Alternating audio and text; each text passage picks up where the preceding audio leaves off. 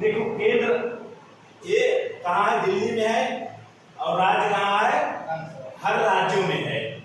तो केंद्र की तुलना राज्य की तुलना कैसे की जाती है? जैसे केंद्र में राष्ट्रपति है, प्रधानमंत्री है और उसके अलावा आपका महान्यायवादी है, सर्वोच्च न्यायालय है।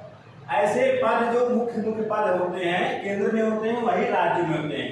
केंद्र में राष्ट्रपति होगा तो राज्य में राज्यपाल होगा, केंद्र में प्रधानमंत्री होगा तो राज्य में मुख्यमंत्री होगा, केंद्र में सर्वोच्च न्यायालय के मुख्य न्यायाधीश होंगे तो यहाँ उच्च न्यायालय के मुख्य न्यायाधीश होंगे। इसके अलावा वहाँ प्रधानमंत्री हैं तो यहाँ मुख्यमंत्री होंगे। ऐसे यहाँ महान्यायवादी हैं तो यहाँ महाधिवक्ता होंगे। यहाँ देखिए जो केंद्र होता है संसद के अंग से बनते हैं राष्ट्रपति और लोकसभा और राज्यसभा से बनता है, और राज्य में विधानमंडल कहा जाता है, इसमें विधान परिषद होता है और विधान सभा होता है, इनसे बनता है। इसमें अधिकतम केंद्र में लोकसभा में 550 सीट होते हैं और राज्यसभा में होते हैं 250 होते हैं।